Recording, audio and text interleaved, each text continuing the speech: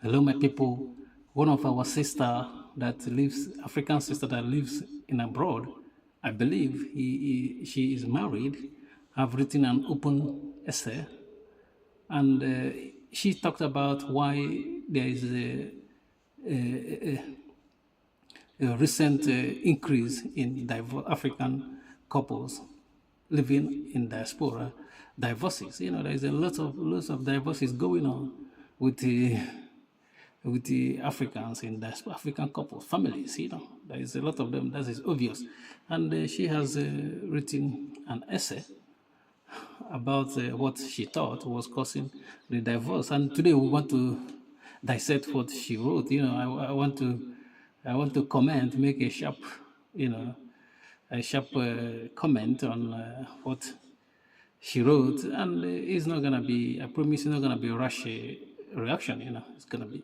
I took my time to think about it and read the article she posted, and she goes by the name the scholars in Facebook. But one unfortunate thing about this article, this essay she wrote, is that she took it down because because African men went after her, because of various reasons. So my recent post was just a very random post on a very good day. I had nothing in mind when I made that post. I just felt like making the post. My recent post has made me to see that a lot of people are actually going through a lot. That's why I see women who get divorced and they are happier, they make posts of how free they are, and I cannot just make it make sense. But now it's making sense to me that a lot of women are living with the weapon fashioned against them in their own home. you know. Some are pissed off because of they believe that she was one-sided in the essay. You know what I mean? But I'm gonna read some of the essays for you, and I will comment. And I'm doing this is not because I don't have any problem with her. You know, she seemed to be a good lady and beautiful as well.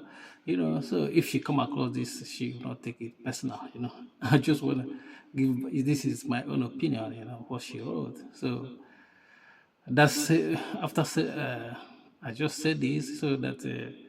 She will not be pissed off, you know. You know what I mean? I'm not saying like I'm gonna be balanced. I'm gonna because marriage is there's nuance there. You can't just went after one party or one group. You know what I mean? You have to balance in your opinion. So let me read a little bit of what she gave as the reason why things get complicated when it comes to African couples living abroad.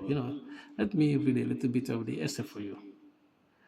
She said, I think one of the biggest reasons many African marriages struggle in UK is because we raise with complete different expectation of what makes a man a good husband.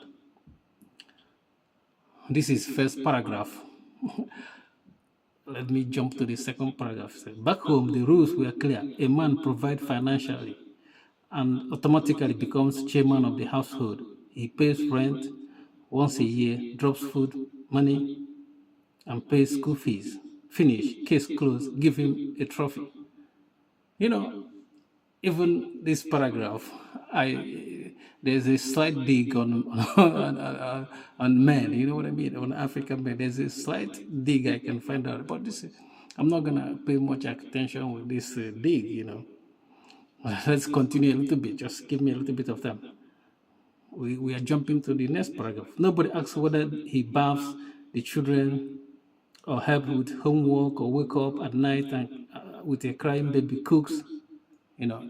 He's saying like she's saying like in Africa, men does just provide money, stuff like that, and the woman is always the wife is always the one doing stuff. She mentioned bathing, helping with homework.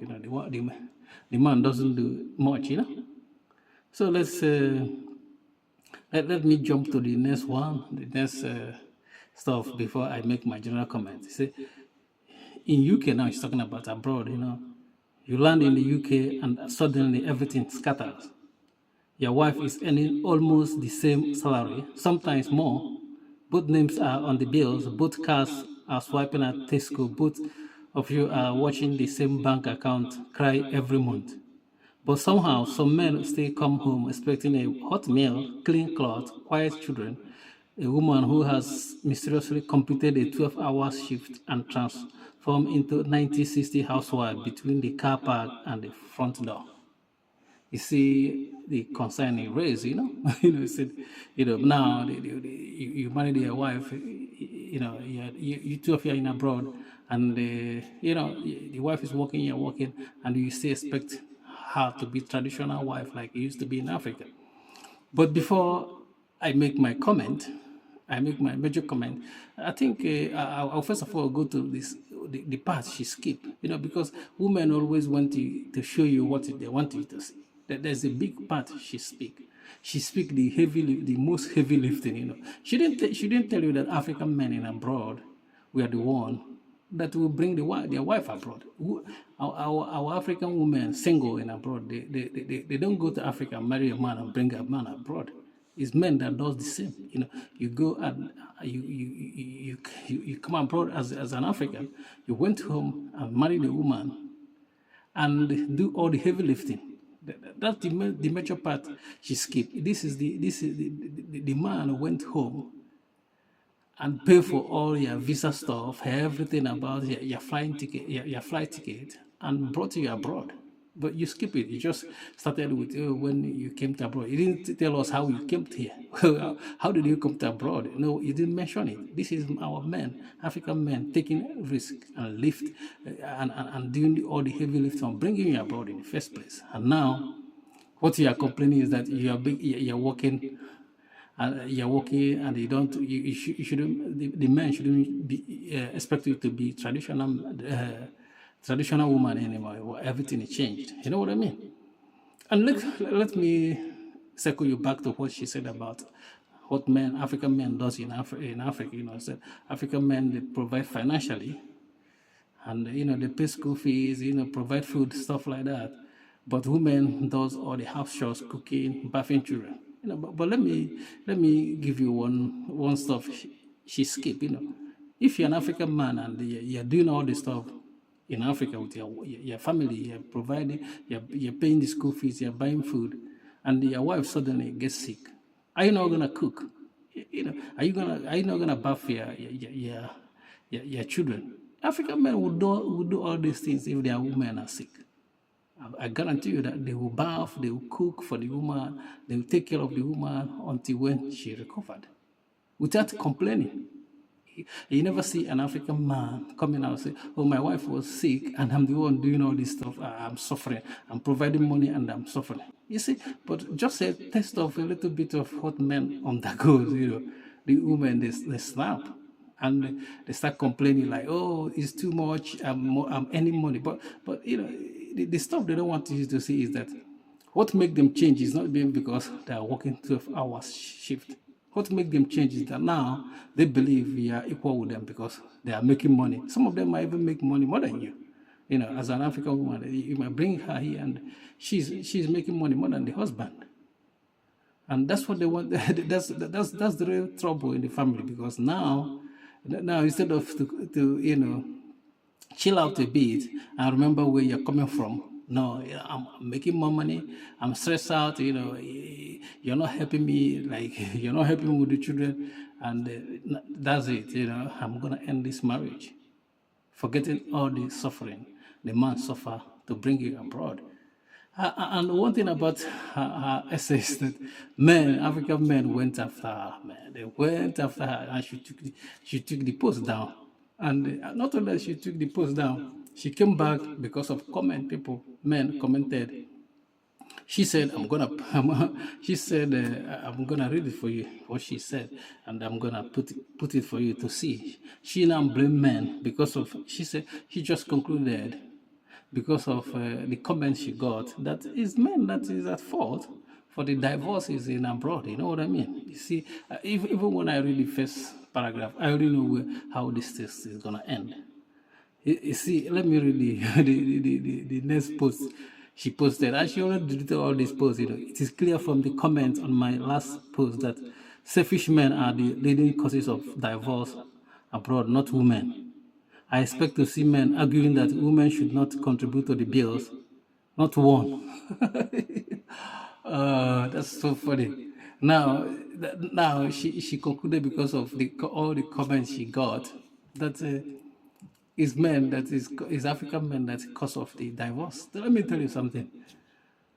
If African men go and pay all the bills, like to bring you abroad, do all the heavy lifting to bring you abroad, do you think they are bringing you abroad to divorce you? No, it's not. The intention is never to go and bring a woman in Africa and bring her in abroad and divorce her. There's no African man that would think about that. But let's take what she said about working, making money.